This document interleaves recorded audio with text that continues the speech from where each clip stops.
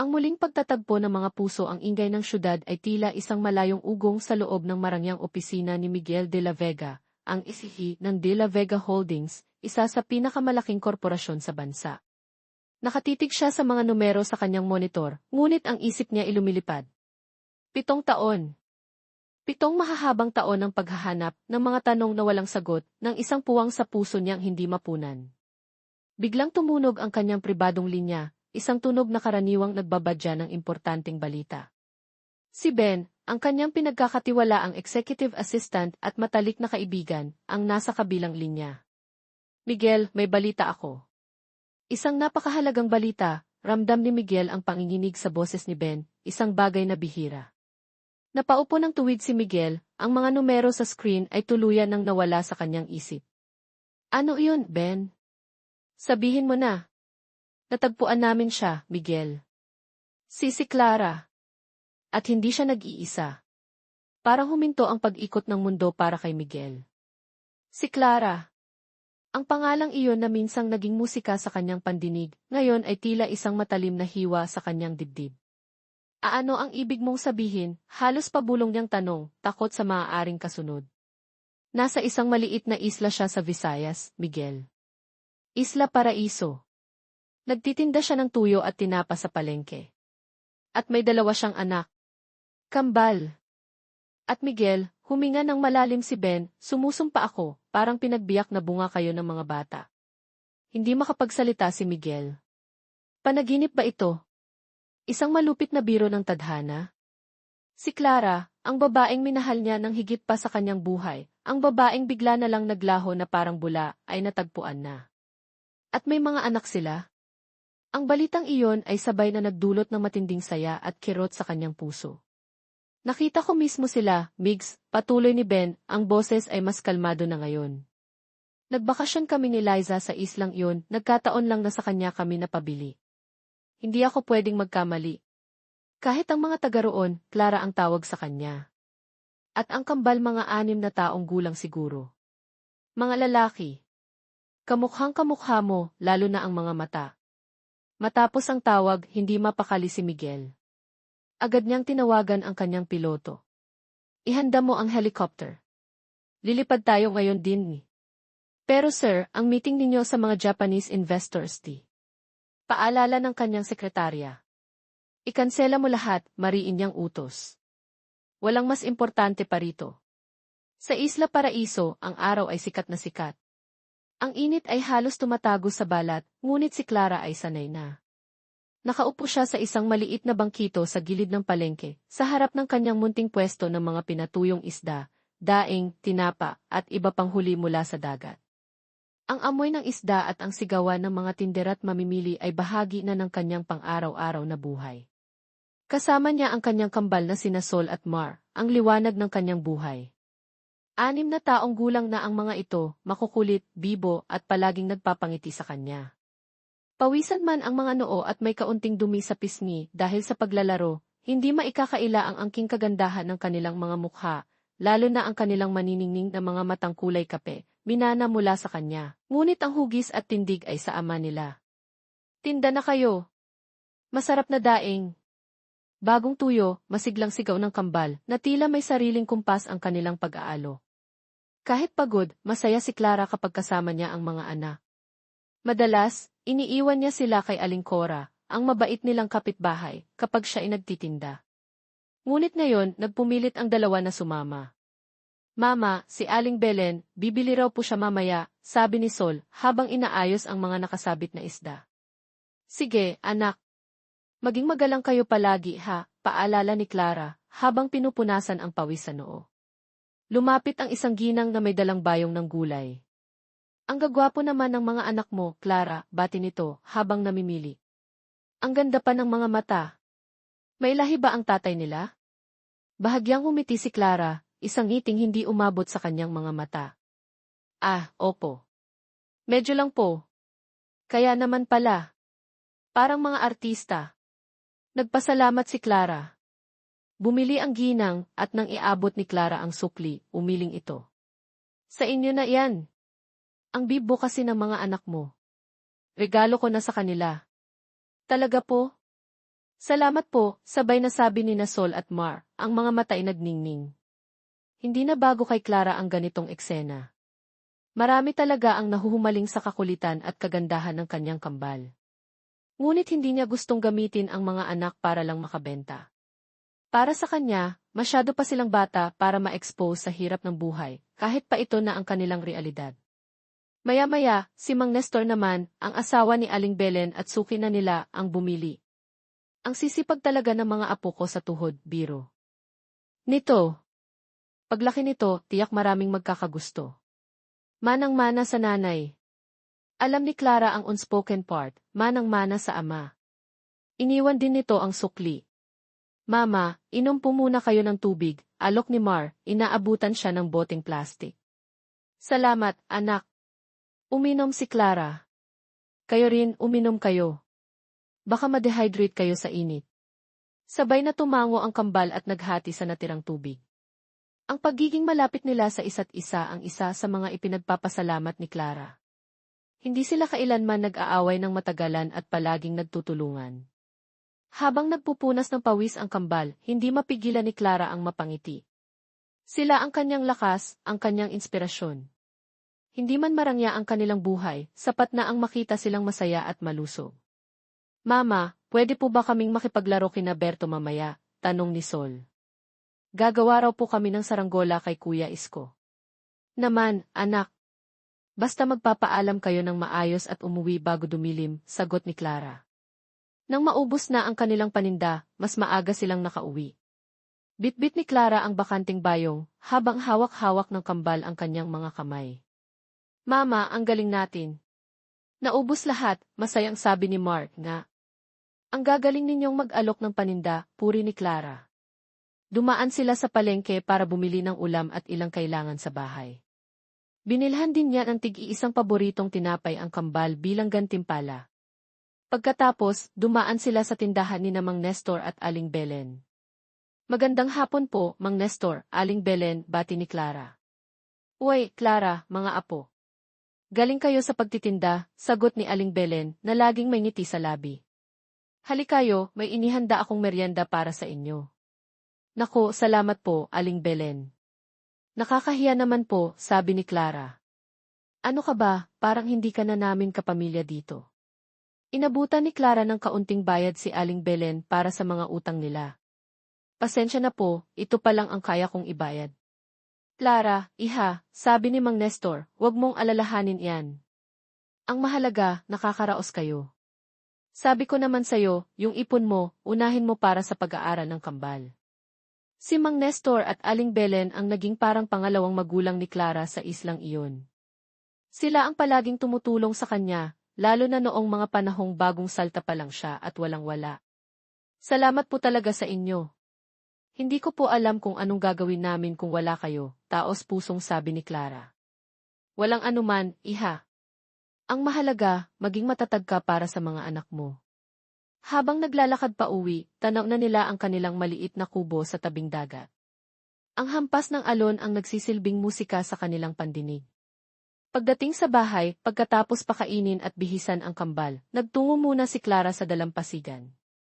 Umupo siya sa isang malaking bato, hawak ang wedding ring nila ni Miguel na nakasabit sa isang kwintas na suot niya. Hindi niya ito kayang isuot sa daliri, masyadong maraming alaala, masyadong masakit. Napapaisip siya. Kung hindi nangyari ang lahat, ano kaya ang buhay nila ngayon? Masaya kaya sila? Malamang. Pero wala na siyang magagawa kundi tanggapin ang itinadhana. Ang mahalaga, kapiling niya sina Sol at Mar kinabukasan, habang naghahanda si Clara ng mga paninda, napansin niyang may dalawang babaeng tsismosa sa kanilang lugar na nagbubulungan habang nakatingin sa kanya. Clara, maglalako ka na naman, tanong ng isa, si Lolit. Opo, Aling Lolit. Sayang po ang benta. Naku, hindi ka na napapagod. Alam mo, dapat hanapin mo na iyang ama ng mga anak mo. Baka nagpapasarap lang yun sa buhay habang ikaw dito, nagbibilad sa araw, sabad naman ng isa pa, si Mercy. Tama si Mercy. Ang gagwapo pa naman ng mga anak mo, halatang mayaman ang ama. Para naman guminhawa ang buhay ninyo, dagdag ni Lolit. Tahimik lang si Clara. Ayaw niyang patulan ang mga ito. Tigilan niyo na nga si Clara, saway ni Aling Belen na kararating lang. May dahilan yan kung bakit hindi nila kasama ang ama ng kambal. Huwag niyong pakialaman ang buhay nila. Nagpasalamat si Clara kay Aling Belen at umalis na. Ang sakit na nakaraan ay nandito pa rin, sariwa pa rin. Isang hapon, habang naglalaro ng saranggola sina Sol at Mar, kasama ang ibang mga bata sa tabing dagat, narinig ni Clara ang usapan nila. Sol, Mar, kailan namin makikilala ang daddy ninyo? Tanong ng isang kalaro. Napatigil ang kambal. Si Mar ang sumagot, hindi pa po namin alam. Nasa malayo po siya, nagtatrabaho. Sa ibang bansa. Siguro po, sagot ni Sol. Pero sabi ni Mama, malapit na raw po namin siyang makilala. Napangiti si Clara ng mapait. Ang pangakong iyon. Kailan kaya niya iyon matutupad? O matutupad pa kaya? Dumating ang isang malakas na bagyo sa kanilang isla. Ang maliit nilang kubo ay tila igugupo ng malakas na hangin at ulan. Si Mar ay nilalagnat. Mama, si Mar po, mataas pa rin ang lagnat, nag-aalalang sabi ni Sol, habang pinupunasan ng basang bimpo ang noo ng kapatid. Pinainom ko na siya ng gamot, anak. Ipagdasal na lang natin na bumaba na ang lagnat. Nya, sabi ni Clara, niyakap ang dalawa. Mama, mahinang tawag ni Sol, nasaan po kaya si Papa? Gusto na po namin siyang makita. Kumirot ang puso ni Clara. Malapit na, anak. Malapit na. Ngunit sa isip niya, patawarin niyo ako, mga anak. Hindi ko alam kung darating pa ang panahong iyon. Ang pamilya ni Miguel, ang mga De La Vega, ay galit na galit sa kanya.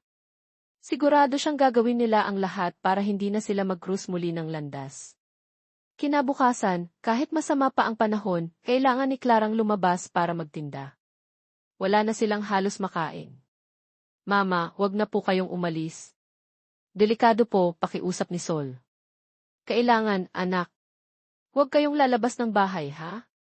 Si Aling Cora muna ang magbabantay sa inyo, bili ni Clara. Hinalikan niya ang kambal sa noo at umalis. Iilan lang ang mga taong nasa labas. Halos walang bumibili. Nang lumakas ang ulan, sumilong siya sa isang tindahan. Iha, ang lakas ng bagyo, naglalako ka pa rin, tanong ng may-ari ng tindahan. Kailangan po, Nay. May mga anak po akong umaasa sa akin. Gabing-gabi na nang makauwi si Clara, basang-basa at nanginginig sa ginaw. Kakaunti lang ang kanyang naging benta. Sinalubong siya ng mahigpit na yakap ng kambal. Mama, buti po nakauwi na kayo. Nag-alala po kami, sabi ni Mar, na medyo maayos na ang pakiramdam. Pasensya na, mga anak. May pasalubong ako sa inyo, sabi ni Clara, pinipilit mumiti. Nang mga sumunod na araw, bumuti na ang panahon. Isang umaga, habang nagtitinda sina Clara kasama ang kambal sa may kanto, isang mamahaling itim na sasakyan ang huminto sa tapat nila. Bumaba ang isang lalaking nakapolo at maong, kasunod ang isang magandang babae na halatang nagdadalang tao. Si Ben at si Liza. Napatingin si Ben kay Clara at pagkatapos ay sa kambal. Nanlaki ang kanyang mga mata. Clara, mahinang usal niya. Si Clara naman ay nagtaka. Ngayon niya lang nakita ang lalaking ito. Bibili po ba kayo, kuya? Inosenteng tanong ni Sol. Bumalik sa sarili si Ben. Bibili kami. Tumingin siya kay Liza na nakangiti lang. Lahat na ng paninda ninyo, bibilhin na namin. Nagulat si Clara. Po. Sigurado po kayo. Sabi ni Ben, kumuha ng makapal na pera sa wallet. Inabot niya kay Clara ang bayad na higit pa sa halaga ng paninda. Sir, sobra po yata ito. Sa inyo na ang sukli. Mukhang masasarap ang tinda ninyo at paborito yan ng misis ko, sabi ni Ben, ngumiti kay Liza. Alanganin man, tinanggap ni Clara ang bayad. Mga anak mo ba sila? Tanong ni Ben, nakatingin sa kambal. Opo. Ang gagwapo nila. May kamukha silang isang kakilala ko, sabi ni Ben na may kahulugan ang tingin. Nagpasalamat si Clara. Nang makaalis na ang mag-asawa, hindi mapigilan ng kambal ang tuwa. Mama, ang dami nating benta. Sa loob ng sasakyan, hindi mapakali si Ben Liza, sigurado ako. Siya si Clara. At ang kambal, mga anak sila ni Miguel. Paano mo nasabi, mahal? Ang mga mata, ang ngiti. Kuhang-kuha nila si Miguel. Kailangan malaman to ni Migs agad. Pero nagpasya si Ben na magmanman muna ng ilang araw para makasiguro. Nang makumpirma niya na Clara nga ang pangalan ng babae at ang mga detalye ay tumutugma, sa kanya tinawagan si Miguel. Ang helicopter ni Miguel ay lumapag sa isang pribadong resort malapit sa Isla Paraiso. Mula roon, sumakay siya ng isang mabilis na bangka patungo sa isla. Ang puso niya ay kumakabog ng malakas. Pagdating niya sa pantalan, maraming tao ang nagkukumpulan. May isang malaking yate na kadarating lang din, marahil ay sa ibang bisita. Habang naglalakad siya patungo sa palengke, naisip niya ang sasabihin kay Clara. Paano kung hindi na siya nito mahal? Paano kung may iba na itong pamilya? Ngunit ang sabi ni Ben, nag-iisa itong nagpapalaki sa kambal. Sa palengke, narinig niya ang sigaw ng mga bata, tinapa. Bili na po kayo. Sinundan niya ang boses na iyon. At doon, sa isang maliit na pwesto, nakita niya sila. Si Clara, medyo nagbago ang itsura dahil sa hirap, ngunit ang ganda pa rin ang babaeng kumumpleto sa kanya. At ang dalawang batang lalaki sa tabi niya, nag-aalok ng paninda. Napako si Miguel sa kanyang kinatatayuan. Ang kambal. Parang nakatingin siya sa sarili niya noong bata pa siya. Si Clara naman, nang mapansin ang isang matangkad na lalaking nakatayo di kalayuan at nakatitig sa kanila, ay biglang kinabahan. Pamilyar ang tindig nito. Nang magtama ang kanilang mga mata, halos mapaupo siya sa gulat. Si Miguel.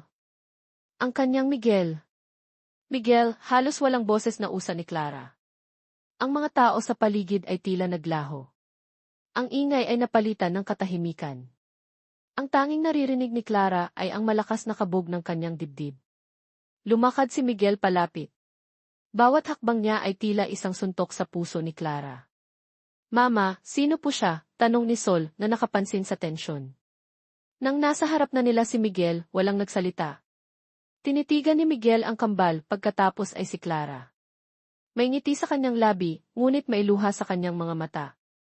Clara, sabi niya, ang boses ay puno ng emosyon. Sa wakas natagpuan din. Kita. Napaatras si Clara, hila ang kambal. Gusto niyang tumakbo, magtago. Ngunit ang kanyang mga paa ay parang nakapako. Hinawakan ni Miguel ang braso ni Clara. Huwag kang matakot. Ako to. Bitiwan mo ako, Miguel, sabi ni Clara, pilit na inaalis ang kamay nito. Umalis ka na. Hindi ako aalis hanggat hindi tayo nag-uusap, sabi ni Miguel. Tumingin siya sa kambal, natakot ngunit mausisa. Mga anak ko. Lumuhod siya para mapantayan ang mga bata. Kamukhang kamukha ko kayo. Mama, siya po ba ang papa namin? Tanong ni Mar, ang mga mata ay nagtatanong. Hindi makasagot si Clara. Ang tanong na iyon ang matagal na niyang kinatatakutan. Hinila niya ang kambal. Halina kayo, umalis na tayo. Clara, sandali lang, sigaw ni Miguel, sumusunod sa kanila. Ang mga tao sa palengke ay nagbigay daan, nagbubulungan, nanonood sa tila eksena sa pelikula. Malayo na sila sa palengke nang huminto ang kambal. Mama, bakit po tayo tumatakbo? Umiiyak na tanong ni Sol. Gusto po namin siyang makausap. Mga anak, hindi pwede, sabi ni Clara, ngunit alam niyang nasasaktan ang mga anak niya. Gusto lang po naming malaman, Mama, sabi ni Mar, kung siya nga po talaga ang papa namin. Bago pa makasagot si Clara, nakahabol na si Miguel. Hinihingal, pawisan. Clara, pakiusap. Mag-usap tayo. Wala tayong dapat pag-usapan, Miguel. Meron, Clara. Marami. Bakit mo ako iniwan? Bakit hindi mo sinabi sa akin ang tungkol sa kanila? Puno ng sakit ang boses ni Miguel. Hindi na kita mahal, Miguel. Yun ang dahilan, sigaw ni Clara, kahit ang puso niya ay sumisigaw ng kasinungalingan. Nagsawa na ako sayo. Umiling si Miguel. Hindi ako naniniwala. Kilala kita, Clara. Sabihin mo sa akin ang totoo. Ang kambal ay umiiyak na. Mama, wag niyo po siyang paalisin, pakiusap ni Sol. Sabi niyo po, kapag bumalik siya, hindi na siya aalis. Napahagulhol si Clara. Wala na siyang magawa. Tumango siya ng dahan-dahan. Agad na niyakap ng kambal si Miguel. Papa, ikaw po talaga ang papa namin. Niyakap ni Miguel ang mga anak, ang mga luhay malayang dumadaloy sa kanyang pisngi. Mga anak, ako nga. Napakasaya ko nakilala ko na kayo. Mula noon, malaki ang ipinagbago ng buhay ni na Clara at ng kambal. Araw-araw silang dinadalaw ni Miguel. Dinadala niya sila sa iba't ibang lugar sa isla, binibilhan ng mga laruan, at higit sa lahat, ibinibigay ang pagmamahal ng isang ama na matagal nilang hinanap.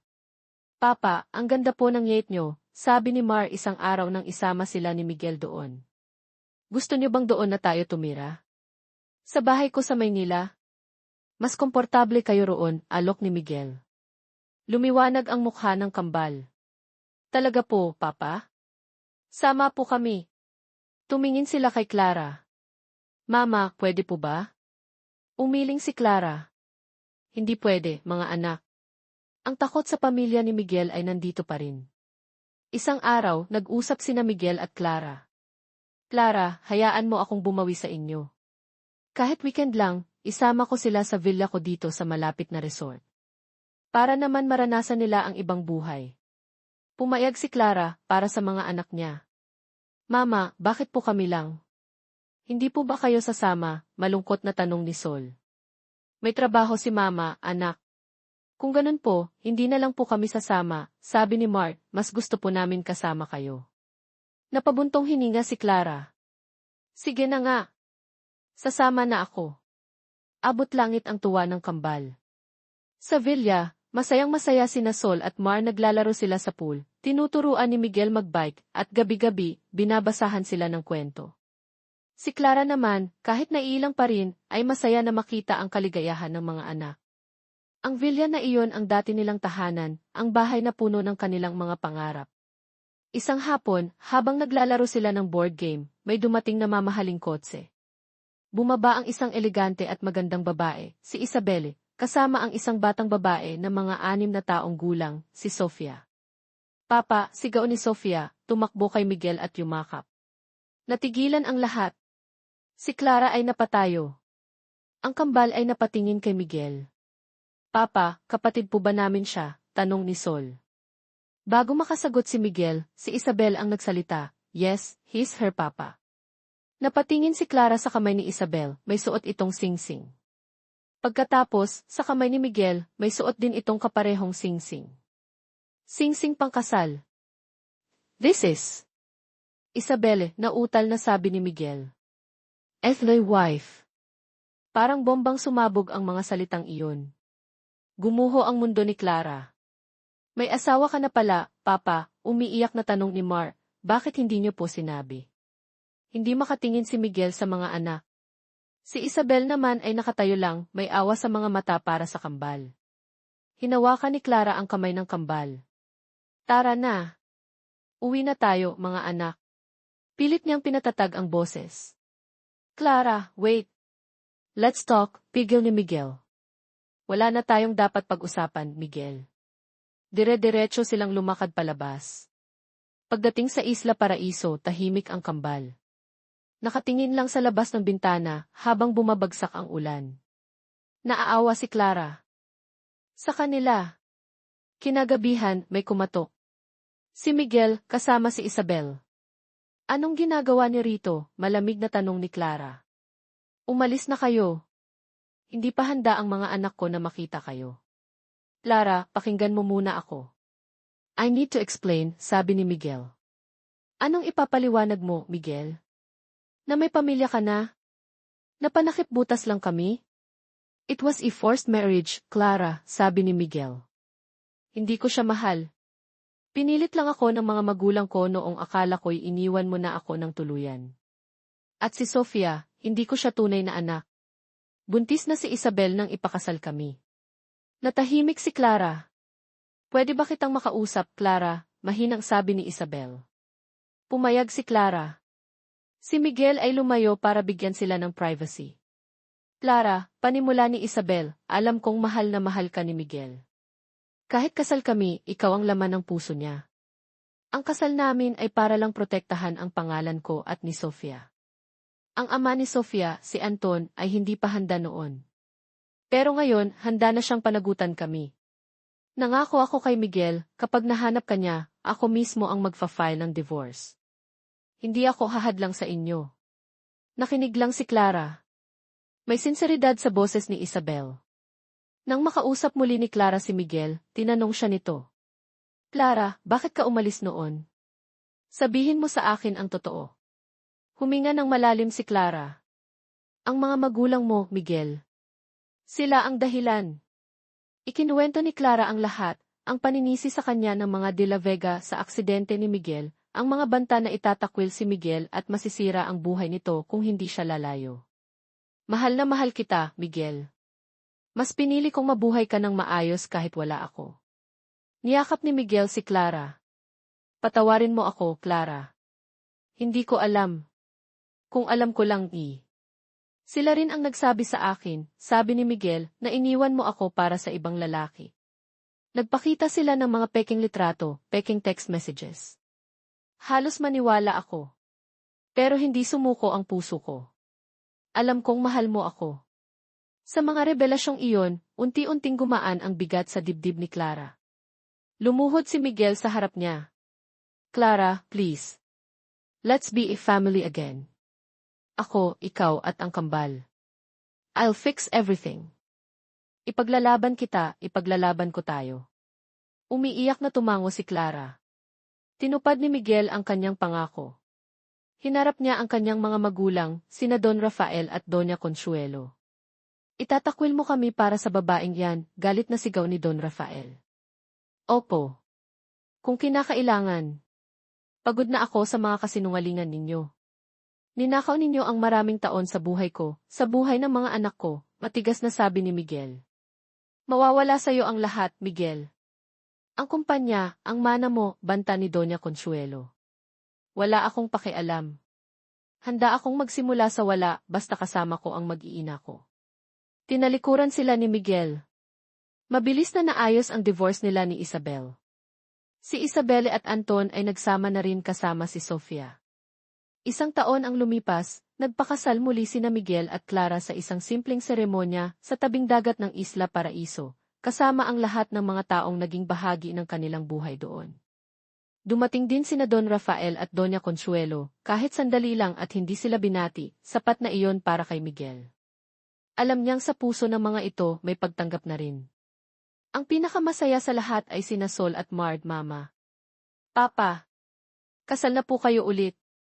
Yehe, sigaw ng kambal, yumakap sa kanila. Mahal na mahal po namin kayo. Mahal na mahal din namin kayo, mga anak, sabay na sabi ni na Miguel at Clara, habang ginagawaran ng halik ang noo ng kanilang kambal. Ang araw na iyon ang simula ng panibagong kabanata sa kanilang buhay. Puno ng pag-asa, pagmamahal, at pangako na hinding-hindi na sila muling magkakahiwalay pa. Ang mga pagsubok ng nakaraan ay nagpatatag sa kanilang pagsasama, at ang muling pagtatagpo ng kanilang mga puso ay isang testamento sa walang hanggang lakas ng tunay na pag-ibig.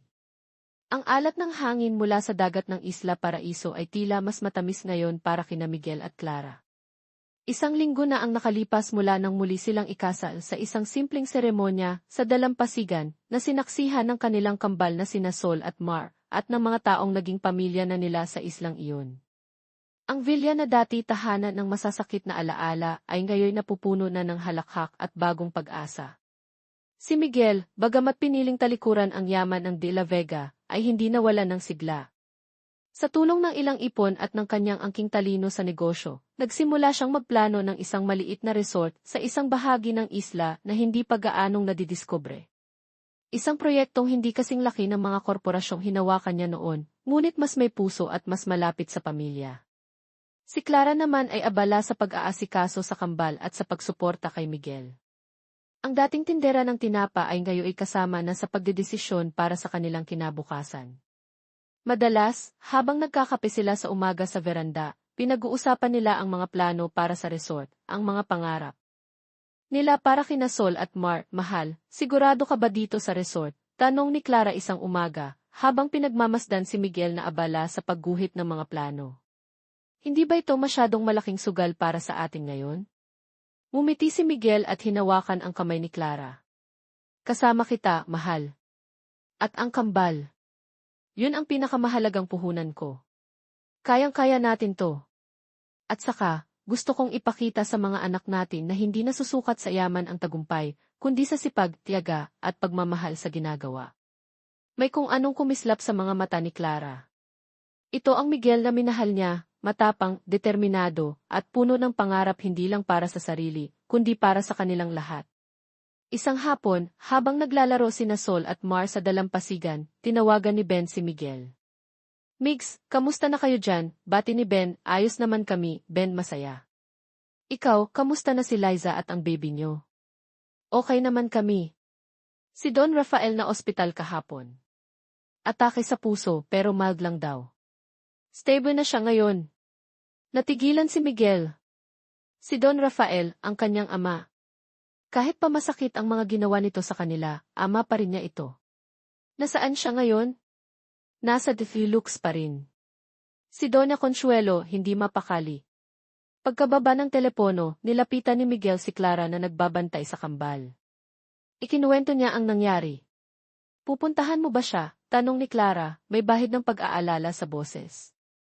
Huminga ng malalim si Miguel. Hindi ko alam, Clara. Pagkatapos ng lahat pero ama ko pa rin siya. Naiintindihan kita, Miguel. Kung ano man ang maging desisyon mo, susuportahan kita. Kinagabihan, hindi mapakali si Miguel. Nagpaikot-ikot siya sa kanilang silid. Si Clara naman ay tahimik lang na nagmamasid, alam na nahihirapan ang asawa. Naaalala mo ba noong bata pa ako, Clara, biglang sabi ni Miguel. Kapag may sakit ako, si Papa, kahit gaano ka busy, hindi siya umaalis sa tabi ko hanggat hindi ako bumubuti. Tumango si Clara. Alam ko. Kahit gaano katigas ang puso niya, alam kong mahal niya ako. At mahal ko rin siya. Lumapit si Clara at niyakap si Miguel mula sa likod. Kung gusto mong puntahan siya, puntahan mo. Huwag mong hayaang pagsisihan mo sa huli na hindi mo ginawa ang dapat. Humarap si Miguel at niyakap si Clara ng mahigpit. Salamat, mahal. Hindi ko alam ang gagawin ko kung wala ka. Kinabukasan, nagpaalam si Miguel na pupunta siya ng Maynila. Sasama kami, Papa, agad na sabi ni Sol at Mar nagkatinginan sina Miguel at Clara. Mga anak, sabi ni Miguel, si lolo ninyo kasi ang pupuntahan ni Papa. May sakit siya. Lolo. May lolo po kami, sabay na tanong ng kambal, ang mga mata ay puno ng kuryosidad. Ito ang unang pagkakataon na narinig nila ang tungkol sa kanilang lolo. Alam nila ang tungkol kina Mang Nestor at Aling Belen na itinuturing nilang lolo't lola sa isla. Ngunit iba ito. Napabuntong hininga si Clara. Opo, mga anak. At may lola rin kayo. Ang mga magulang ng papa ninyo. Bakit po hindi namin sila kasama? Tanong ni Sol. Mahirap ipaliwanag. Ngumiti si Miguel. Mahabang kwento, mga anak. Pero darating din ang panahon, makikilala ninyo sila. Sa ngayon, kailangan muna ni Papa na puntahan si Lolo. Nalungkot ang kambal, ngunit tumango rin. Pagaling po si Lolo, Papa. Pagdating ni Miguel sa ospital, nadatnan niya si Doña Consuelo na nakaupo sa labas ng kwarto ni Don Rafael. Ang mukha'y bakas ang pagod at pag-aalala. Nang makita siya, bahagyang nagulat ang kanyang ina, ngunit agad ding napalitan ng karaniwang malamig na ekspresyon. Anong ginagawa mo rito? Tanong nito, hindi nakatingin sa kanya. Si Papa, makamusta na siya? Bakit, nag-aalala ka pa ba? Akala ko ba tinalikuran mo na kami? Nasaktan si Miguel sa sinabi ng ina, ngunit pinigil niya ang sarili. Ma, ama ko pa rin siya. At kayo, ina ko pa rin kayo. Walang imik si Doña Consuelo. Maya-maya, bumukas ang pinto at lumabas ang doktor. Stable na po si Ginny de la Vega. Kailangan lang niya ng pahinga at iwasan ang stress. Pumasok si Miguel sa kwarto. Nakita niya si Don Rafael na nakahiga, maraming nakakabit na aparato sa katawan. Pumayat ito. Sa kabila ng lahat, nakaramdam siya ng awa. Lumapit siya sa kama. Pa, mahinang sabi niya. Dahan-dahang iminulat ni Don Rafael ang kanyang mga mata. Nang makita si Miguel, kumunot ang noo nito. Bakit ka nandito? Hirap nitong sabi. Nabalitaan ko po ang nangyari. Katahimikan. Umuwi ka na, sabi ni Don Rafael, ipinikit muli ang mga mata. Wala kang mapapala rito. Tumayo si Miguel. Bago siya lumabas, muli siyang nagsalita. Magpagaling po kayo. Paglabas niya, nandoon pa rin si Doña Consuelo. Umalis ka na, Miguel. Baka lalo lang siyang ma-stress kapag nakikita ka. Hindi na sumagot si Miguel. Umalis siya, dala ang bigat sa dibdib. Ang pag-asa niyang kahit kaunting paglalambot ng puso mula sa kanyang mga magulang ay tila naglaho. Pag-uwi niya sa Isla Paraiso, sinalubong siya ng mahigpit na yakap ni Clara at ng kambal. Papa, kamusta po si Lolo? Tanong ni Mar. Ngumiti si Miguel, isang pilit na ngiti. Okay na siya, anak. Magpapagaling na siya. Ayaw niyang idamay pa ang mga anak sa lungkot na nararamdaman niya. Nang gabing iyon, habang natutulog na ang kambal, nag-usap sila ni Clara. Mukhang wala pa ring pagbabago, mahal, malungkot na sabi ni Miguel. Parang lalo pa silang nagalit sa akin. Niyakap ni Clara ang asawa. Bigyan natin sila ng panahon, Miguel. Hindi madaling matanggap ang lahat, lalo na para sa kanila. Ang mahalaga, nandito tayo para sa isa't isa. At sa kambal. Sana nga, Clara. Sana dumating ang araw na matanggap din nila kayo. Kayo ang pamilya ko. Isang araw, habang namamasyal sina Clara at ang kambal sa bayan ng isla, napadaan sila sa isang maliit na book fair. Mahilig magbasa sina Sol at Mar habang namimili sila ng libro, isang pamilyar na boses ang narinig ni Clara. Consuelo, dahan-dahan lang. Baka mapagod ka. Napalingon si Clara. Hindi kalayuan, nakita niya si Doña Consuelo, kasama ang isang babaeng nakauniporme ng nurse. Nagpapahangin marahil. Nagtama ang kanilang mga mata. Agad na umiwas ng tingin si Doña Consuelo, ngunit nahagip ng kanyang mata ang kambal na masayang pumipili ng libro. Nakita ni Clara ang bahagyang pagbabago sa ekspresyon ni Doña Consuelo, isang kislap ng kuryosidad. O marahil ay guni-guni niya lang. Mama, ito po, maganda, sigaw ni Sol, hawak ang isang libro tungkol sa mga bituin. Napangiti si Clara. Sige, anak, bilhin natin yan. Bago sila umalis, muling sumulyap si Clara sa direksyon ni Doña Consuelo. Nakatingin pa rin ito sa kambal, ngunit nang mapansin siyang nakatingin, mabilis itong tumalikod at naglakad palayo. May kung anong kumirot sa puso ni Clara. Ina pa rin ito ni Miguel. Lola pa rin ito ng kanyang mga anak. Ang balita tungkol sa pagkaka-ospital ni Don Rafael ay mabilis na kumalat sa kanilang mga kaibigan sa Maynila. Marami ang nagulat sa ginawang pagtalikod ni Miguel sa yaman ng pamilya, ngunit marami rin ang humanga sa kanyang paninindigan para kay Clara at sa kambal. Si Ben ang nagsilbing tulay ni Miguel sa mga kaganapan sa syudad, maingat na ibinabahagi lamang ang mga impormasyong hindi makakadagdag sa stress ng mag-asawa.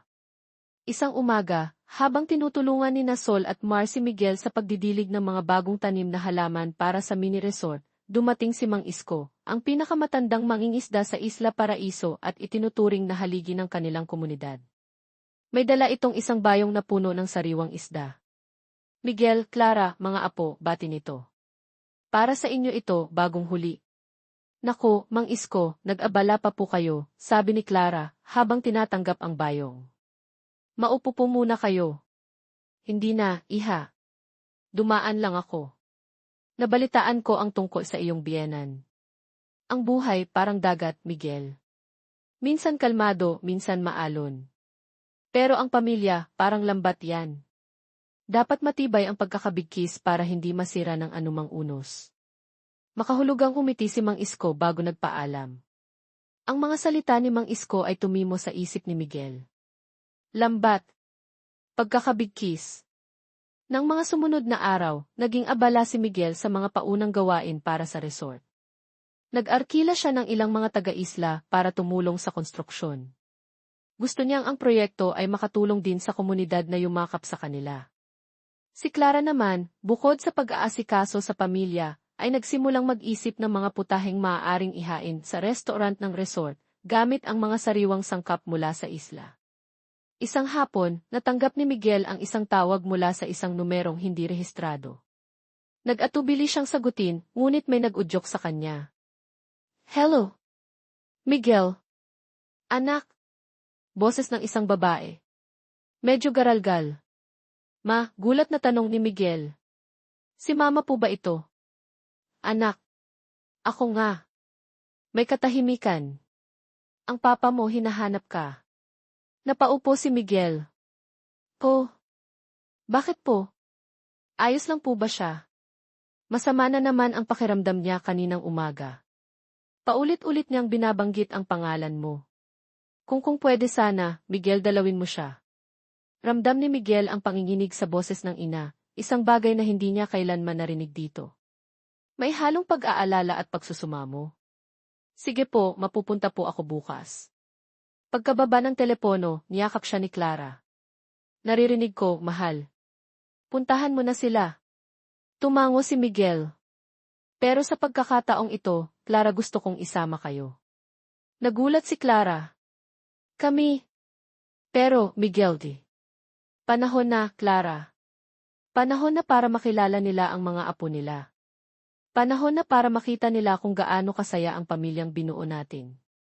Kinabukasan, lula ng isang pampasaherong bangka, tinahak ng mag-anak ang daan patungong Maynila. Ang kambal ay sabik na sabik kahit may kaunting kaba. Ito ang unang pagkakataon na makikita nila ang kanilang lolo at lola de la Vega. Papa, mabait po ba sila lolo at lola? Tanong ni Mar habang nasa biyahe. Hinaplos ni Miguel ang buhok ng anak. Ang lolo ninyo, medyo strikto. Ang lola ninyo naman may pagkakataong mahirap basahin. Pero alam ko, sa puso nila, mabait sila. Lalo na kapag nakilala na nila. Kayo. Pagdating nila sa mansyon ng mga de la Vega, sinalubong sila ng mga kasambahay na matagal nang nagsisilbi sa pamilya. Baka sa mukha ng mga ito ang pagkagulat, ngunit mayroon ding kislap ng saya nang makita si Miguel, at lalo na ang kambal. Si Doña Consuelo ang sumalubong sa kanila sa sala. Nakatayo ito, ang mga kamay ay magkasalikop sa harap, ang mukha ay seryoso. Nang mapadako ang tingin niya kina Sol at Mar, na kapwa nakakapit sa kamay ni Clara, bahagyang lumambot ang kanyang ekspresyon, ngunit agad ding bumalik sa pagiging formal. Miguel, bati nito. Pagkatapos ay tumingin kay Clara, isang tipid na tango lang ang ibinigay. Ma, sina Clara po. At ang mga anak namin, sina Sol at Marg. Lumapit sina Sol at Mar, bahagyang nahihiya. Good afternoon po, Lola, sabay nilang bati, gaya ng itinuro sa kanila ni Clara. Hindi agad nakasagot si Doña Consuelo. Tinitigan niya ang kambal mula ulo hanggang paa. Ang mga mata ni Sol, ang hugis ng panga ni Mar mga de la Vega. Pasok kayo, sabi niya sa wakas, ang boses ay walang emosyon. Nasa silid niya ang papa mo. Iniwan ni Doña Consuelo ang kambal kasama si Clara sa sala, habang sinamahan niya si Miguel paakyat sa silid ni Don Rafael. Mama, mabait po ba talaga si Lola? Pabulong na tanong ni Sol kay Clara. Ngumiti si Clara. Kailangan lang natin siyang mas makilala, anak. Sa silid, nakaupo si Don Rafael sa isang silyon malapit sa bintana, nakatanaw sa malayo. Mas mukha itong nanghina kaysa noong huling makita ni Miguel. Pa, tawag ni Miguel. Lumingon si Don Rafael. Nang makita si Miguel, walang emosyon ang kanyang mukha. Dumating ka pala. Pinapunta po ako ni Mama. Sabi niya, hinahanap niyo raw po ako. Tumango si Don Rafael. Maupo ka. Umupo si Miguel. Naghintay. Ang negosyo, panimula ni Don Rafael, ang mga kumpanya kailangan ng mamamahala. Matanda na ako, Miguel. At ikaw lang ang di. Naputol ang kanyang sasabihin. Pa, masaya na po ako sa buhay ko ngayon. May pamilya na ako. Nagsisimula na kami ng sarili naming pagkakakitaan. Pagtitinda ng isda. Isang maliit na resort sa probinsya, may panunuya sa boses ni Don Rafael. Iyan ba ang ipagpapalit mo sa imperyong itinayo ko? Hindi po tungkol sa pera to, pa. Tungkol to sa kaligayahan. Sa pamilya. Pamilya, tumaas ang boses ni Don Rafael. Ang babaeng yan ba at ang mga anak niya ang itinuturing mong pamilya? Sila ba ang papalit sa amin? Sakto namang pumasok si Doña Consuelo. Rafael, naririnig ka ng mga bata sa baba. Natigilan si Don Rafael. Bumukas ang pinto at sumilip si Sol, na sinundan ni Mark. Lolo, tanong ni Sol, ang mga mata ay malaki at mausisa. Kayo po ba si Lolo Rafael? Hindi nakapagsalita si Don Rafael. Nakatitig lang siya sa dalawang bata na ngayon ay nasa harap na niya, nakatingin sa kanya ng may pagtataka. Ang mga mukhang iyon parang salamin ng kanyang kabataan. Si Mar na mas bibo ay lumapit pa. Lolo, sabi po ni Papa, may sakit daw po kayo. Ito po, dala po namin para sa inyo. May inabot siyang isang maliit na seashell na pinulot niya sa Isla Paraiso. Pampagaling daw po yan, sabi ni Mama. Kinuha ni Don Rafael ang kabibe, ang kamay ay bahagyang nanginginig. Tinitigan niya ito, pagkatapos ay ang mga bata. Sa unang pagkakataon sa loob ng maraming taon, nakita ni Miguel ang isang emosyon sa mata ng kanyang ama na hindi galit o pagkadismaya. Isang bagay na malapit sa pangungulila. Maya-maya, dumating si Clara, dala ang isang tray ng merienda. Pasensya na po, Don Rafael, Doña Consuelo. Ito po, nagdala po ako ng paborito ninyong ensaymada, sabi po ni Miguel. Ang paborito niyang ensaymada. Paano nalaman ni Clara? Ah, si Miguel. Walang nagsalita. Ang tanging maririnig ay ang mahinang pagtunog ng kutsara at tinidor habang kumakain ang kambal, na tila walang kamalay-malay sa tensyon sa silid. Ang pagbisita sa mansyon ng mga De La Vega ay nag-iwan ng iba't ibang emosyon sa bawat isa. Si Miguel ay may bahid ng pag-asa, kahit kaunti. Si Clara ay maingat, hindi gustong umasa ng lubos. Ang kambal naman, puno ng mga bagong karanasan at tanong. Papa, bakit po parang malungkot si Lolo? Tanong ni Sol habang pauwi na sila sa hotel kung saan sila pansamantalang tumutuloy. Marami lang sigurong iniisip si Lolo, anak, sagot ni Miguel. At matagal na rin kasi kaming hindi nagkikita ng ganito. Pero, Papa, sabad ni Mar, nakita ko po, ngumiti si Lolo noong binigay ko yung seashell. Napangiti si Miguel. Talaga, anak? Mabuti naman kung ganun. Sa mansyon, pagkaalis ni na Miguel, naiwang mag-isa si Don Rafael sa kanyang silid, hawak pa rin ang maliit na kabibe. Dumating si Doña Consuelo. Rafael, kumain ka na muna. Hindi sumagot si Don Rafael. Tumingin lang ito sa asawa. Ang mga bata kamukha ko sila noong bata pa ako, hindi ba, Consuelo? Tumango si Doña Consuelo. Rafael. Lalo na si Sol. Ang mga mata niya, parang kay Miguel noong maliit pa. Ang isa naman, si Mar, ang bibo. Mana sa ina, sabi ni Don Rafael, may bahid ng kung anong emosyon sa boses. Clara ang pangalan niya, Rafael. Katahimikan. Consuelo, sabi ni Don Rafael, tama ba ang ginawa natin? Ang itaboy sila. Hindi nakasagot si Doña Consuelo. Sa kaibuturan ng kanyang puso, alam niyang may mali. Ngunit ang pride, ang takot na aminin ang pagkakamali, ay napakalakas. Kinabukasan, nagpasya si Miguel na dalhin ang kambal sa isang malaking parke sa Maynila. Gusto niyang maranasan ng mga anak ang mga bagay na hindi nila nararanasan sa isla. Habang masayang naglalaro sina Sol at Mar sa palaruan, lumapit si Clara kay Miguel. Mahal, iniisip ko, sabi ni Clara, baka dapat bigyan natin ng espasyo ang mga magulang mo. Baka lalo lang silang naiipit kapag nandito tayo. Pero, Clara, gusto kong makilala nila ang mga apo nila. At gusto kong makilala ng mga anak natin ang mga lolo't lola nila. Alam ko, Miguel. Pero hindi natin sila mapipilit. Hayaan natin silang kusang lumapit kung nanaisin nila. Sakto namang tumawag si Ben, Migs, may good news ako. Yung isang investor na dati mong kausap para sa isang ecotourism project, narinig na nagsisimula ka ng resort sa Isla Paraiso. Interesado siyang makipag-partner sa'yo. Nagulat si Miguel. Isang malaking oportunidad ito. Salamat, Ben, pag-aaralan ko yan. Habang nasa Maynila sila, dinalog din nila si Ben at Liza, at ang kanilang bagong silang nasanggol. Natuwa sina Sol at Mar sa baby. Papa, Mama, pwede po ba tayong magkaroon ng baby sister? Tanong ni Mar, nagkatinginan sina Miguel at Clara at natawa. Pag-uusapan natin yan, anak, sabi ni Miguel. Isang hapon, habang nasa hotel sila, may nagpadala ng isang malaking basket ng prutas at mga laruan para sa kambal.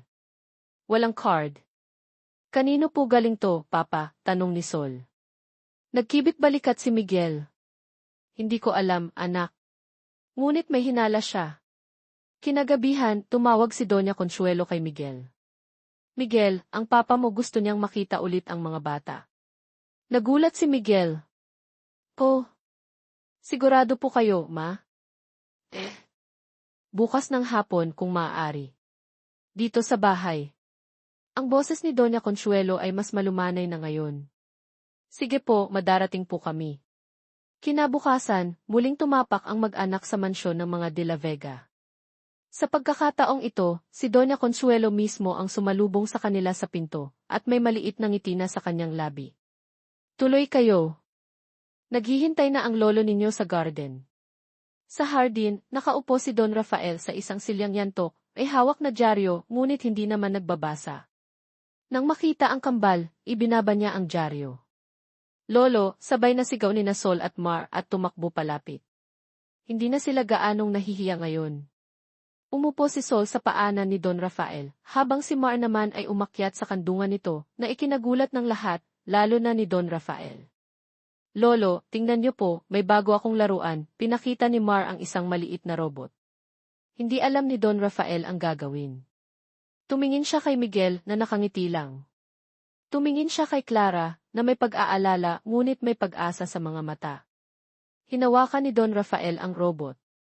Maganda yan, apo, sabi niya, ang boses ay medyo nanginginig. Si Sol naman ay kinuha ang isang libro. Lolo, pwede niyo po ba akong basahan?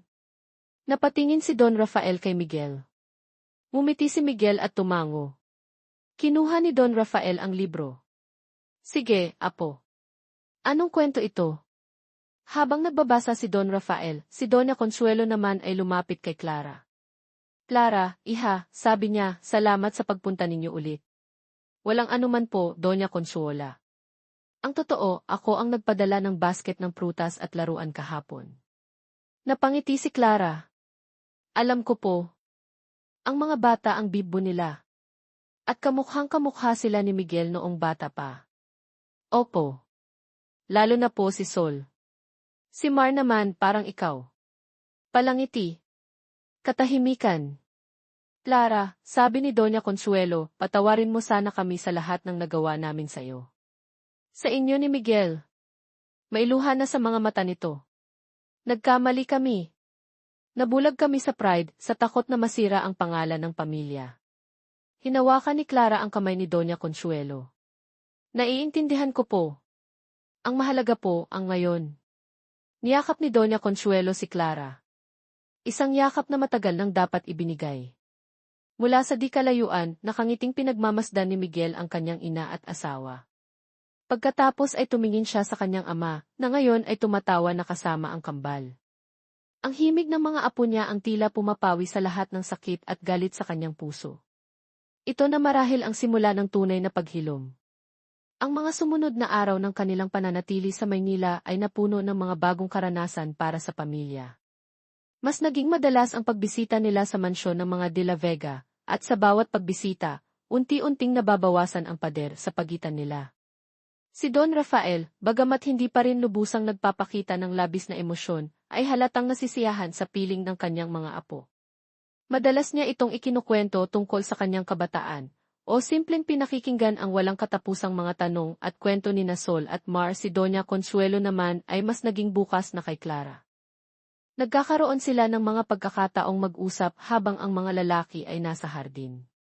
Ikinuwento ni Doña Consuelo ang tungkol sa pamilya De La Vega, ang mga tradisyon, at maging ang mga pangarap niya noon para kay Miguel, mga pangarap na ngayon ay nakikita niyang nagkakaroon ng ibang katuparan, marahil ay mas makabuluhan pa. Alam mo, Clara, sabi ni Doña Consuelo isang hapon habang nagkakape sila sa terasa, noong una, natakot ako. Natakot ako na baka ang pagpili ni Miguel sa inyo ay ang katapusan ng lahat ng pinaghirapan ng pamilya namin. Pero ngayon nakikita ko kung gaano siya kasaya. At ang mga apo ko sila ang nagbibigay ng bagong kulay sa matanda naming mundo. Ngumiti si Clara. Mahal na mahal po namin si Miguel. At gagawin po namin ang lahat para sa ikabubuti ng aming pamilya. Samantala, si Miguel ay sinimulang seryosohin ang alok ng investor na si Ing Itanaka para sa ecotourism project. Nagkaroon sila ng ilang mga online meetings. Si Ing Itanaka ay isang matandang Hapon na may malalim na pagpapahalaga sa kalikasan at kultura, mga bagay na nais ding isulong ni Miguel para sa Isla Paraiso. Ang proyektong ito, Ding De La Vega, sabi ni M. Itanaka sa isang video call, ay hindi lamang tungkol sa kita. Ito ay tungkol sa pagpapakita sa mundo ng ganda ng Pilipinas sa paraang sustainable at may respeto sa komunidad. Sang-ayon po ako, Jimmy Tanaka. At yan din po ang vision ko para sa Isla Paraiso, sagot ni Miguel. Isang gabi, bago sila bumalik sa Isla Paraiso, nagkaroon ng isang maliit na salu-salo sa mansyon. Naroon sina Miguel, Clara, ang kambal, si Don Rafael, at si Doña Consuelo. Wala nang ibang bisita. Isang simpleng hapunan para sa pamilya. Habang kumakain, si Mar ay biglang nagsalita, "Lolo, Lola, sana po pagbalik namin dito, kasama na po namin kayo sa Isla Paraiso. Masaya po doon, maraming isda." Napatingin sina Don Rafael at Doña Consuelo sa isa't isa. "Titingnan natin, apo," sabi ni Don Rafael, isang maliit na ngiti ang sumilay sa kanyang labi. "Baka nga kailangan na rin naming magbakasyon." Ang mga salitang iyon, kahit simpleng sagot lang, ay nagdulot ng malaking saya sa puso ni Miguel. Ito na marahil ang pinakamalinaw na senyales ng pagbabago. Pagbalik nila sa Isla Paraiso, mas naging abala ang lahat. Si Miguel, kasama si Clara, ay puspusan na sa pag-aasikaso ng mga permit at plano para sa Paraiso Shores, ang ipinangalan nilang resort. Ang kambal naman ay bumalik na sa kanilang paglalaro at pagtulong sa maliliit na gawain. Isang araw, habang naglilinis si Clara ng mga lumang gamit sa kubo, mga gamit na hindi na nila masyadong kailangan dahil madalas na silang nasa villa na ipinatayo ni Miguel malapit sa construction site ng resort, nakita niya ang isang lumang kahon. Sa loob nito ay ang mga sulat niya para kay Miguel na hindi niya kailanman na ipadala noong mga panahong nasa Isla Paraiso pa lang siya at nangungulila. Mayroon ding mga guhit ni Sol at Mar noong maliliit pa sila, mga guhit ng isang pamilyang mayroong tatay. Napaluha si Clara. Ang lahat ng sakit at pangwulila noon ay tila nagbabalik, ngunit ngayon may kasama ng pasasalamat. Dumating si Miguel at nakita siyang umiiyak. "Mahal, anong problema?" Ipinakita ni Clara ang kahon. "Naalala ko lang ang lahat, Miguel. Ang hirap pero nalagpasan natin." Niyakap ni Miguel si Clara. "Mahal. At ngayon, haharapin natin ang kinabukasan ng magkasama, mas matatag." Kinuha ni Miguel ang isang sulat at binasa ito. Isang sulat na puno ng pagmamahal, pangungulila, at mga pangarap ni Clara para sa kanila. "Itatago natin to, Clara," sabi ni Miguel. "Para palagi nating maaalala kung saan tayo nanggaling at kung gaano kalaki ang biyayang natanggap natin." Hindi nagtagal, dumating ang team ni Amy Tanaka sa Isla Paraiso para sa isang site visit. Namangha sila sa ganda ng lugar at sa mga plano ni Miguel.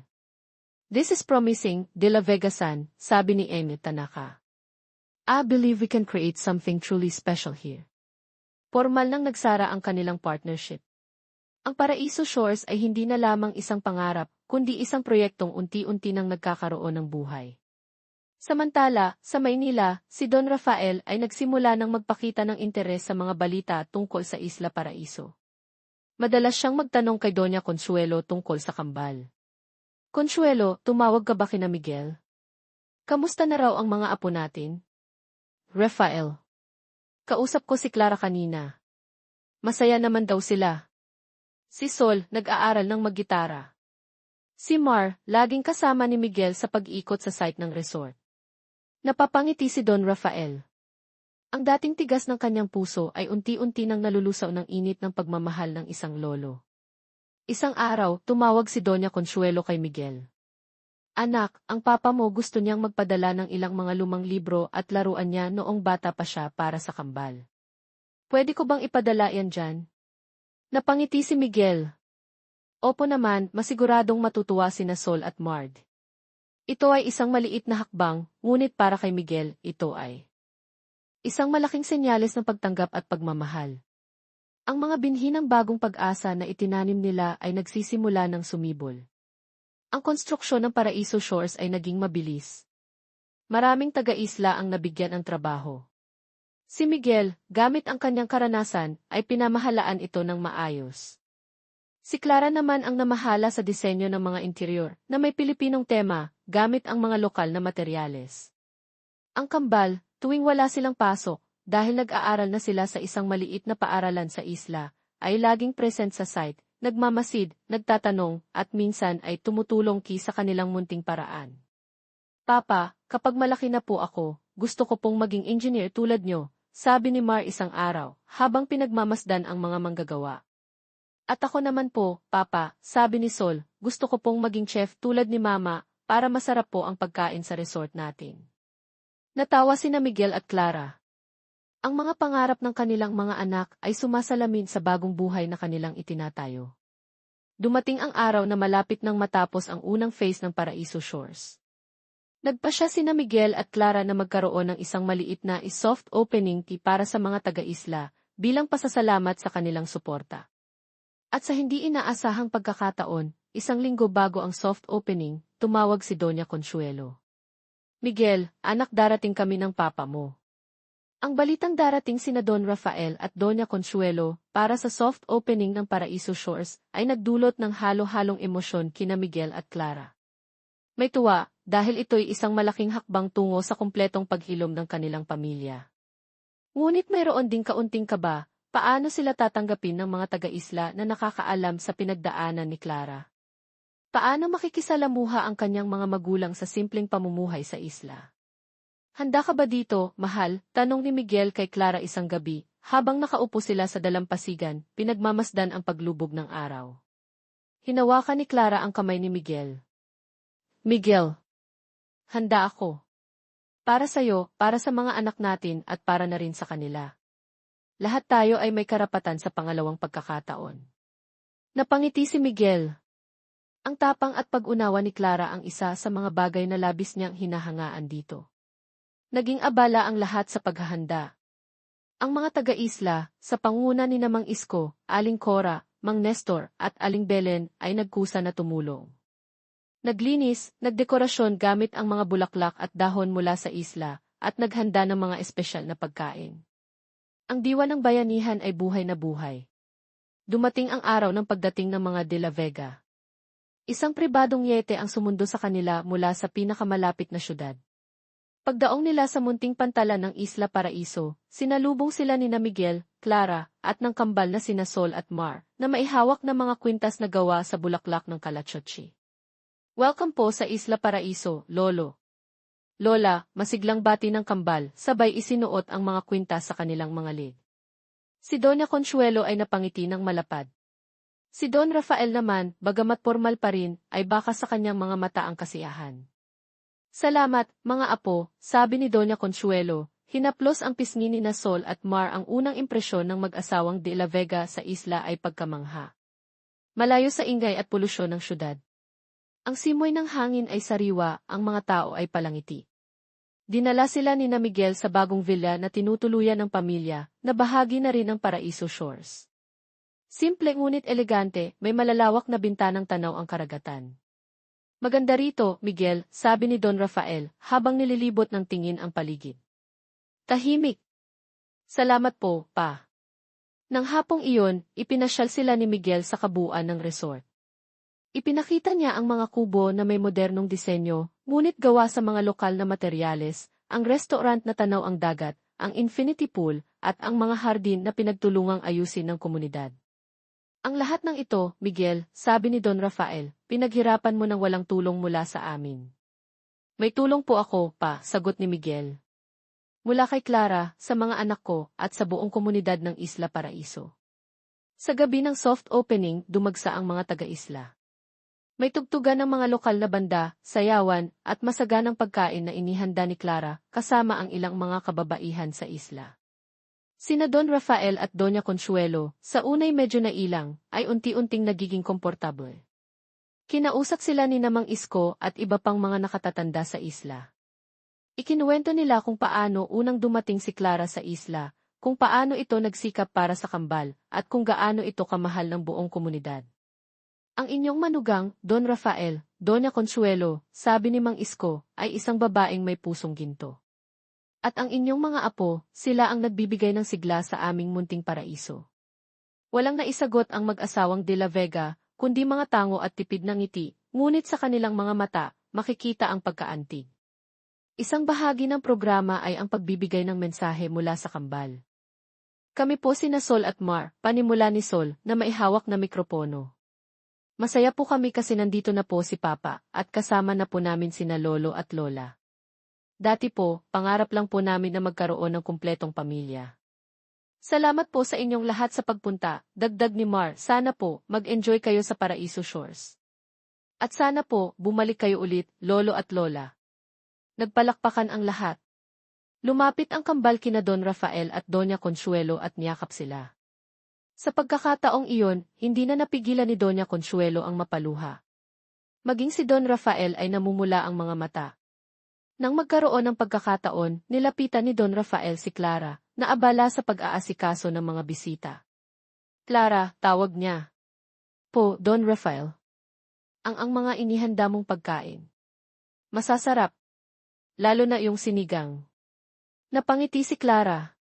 Salamat po. Paborito po kasi yan ni Miguel. Alam ko. Katahimikan. Clara, kami humihingi kami ng tawad sa lahat ng nagawa namin sa'yo. Sa pamilya ninyo. Ito ang unang pagkakataon na direktang humingi ng tawad si Don Rafael. Matagal ko na po kayong pinatawad, Don Rafael, sagot ni Clara, may sinseridad sa boses. Ang mahalaga po ang ngayon. Ang pagkakataon nating lahat na maging isang buong pamilya. Tumango si Don Rafael. Tama ka, iha. Tama ka. Kinabukasan, bago umalis ang mag-asawang De La Vega, nagkaroon sila ng isang tahimik na almusal kasama sina Miguel, Clara at ang kambal. Miguel, sabi ni Don Rafael, ang Paraiso Shores may potensyal ito. Kung kakailanganin mo ng anumang tulong o payo, huwag kang mag-atubiling magsabi. Nagulat si Miguel, ngunit napangiti. Salamat po, pa. Malaking bagay po yan para sa akin. At kayo, mga apo, sabi ni Doña Consuelo, magpapakabait kayo, ha? Babalik kami dito. O kaya, kayo naman ang dumalaw sa amin sa Maynila. Opo, Lola. Yehe, sabay na sigaw ng kambal. Ang pag-alis ng mga De La Vega ay nag-iwan ng pakiramdam ng kapanatagan at bagong simula. Ang alon ng pagbabago ay dumating na sa kanilang pamilya, hinuhugasan ang mga sakit ng nakaraan at nagdadala ng mga bagong pag-asa para sa hinaharap. Pagkalipas ng ilang linggo, opisyal nang nagbukas ang Paraiso Shores. Naging matagumpay ito. Maraming turista, lokal at dayuhan, ang dumayo para maranasan ang ganda ng isla at ang mainit na pagtanggap ng mga tao. Si Miguel, kasama si Clara, ang personal na namamahala dito, katulong ang mga taga-isla na ngayon ay maistabil na trabaho. Isang hapon, habang pinagmamasdan ni na Miguel at Clara ang paglubog ng araw mula sa restaurant ng resort, kasama ang kambal na masayang naghahabulan sa dalampasigan, napagtanto nila kung gaano kalayo na ang kanilang narating. Mula sa isang masakit na paghihiwalay, mga kasinungalingan at takot, narating nila ang isang lugar ng pagpapatawad, pagtanggap at walang hanggang pagmamahalan. Mahal, sabi ni Miguel, niyakap si Clara, masaya ka ba? Ngumiti si Clara, isinandal ang ulo sa balikat ni Miguel. Sobra, Miguel. Sobra. Ang Paraiso ay hindi lamang isang lugar. Ito ay isang estado ng puso, isang pamilyang buo at nagmamahalan, sa gitna ng anumang unos ng buhay.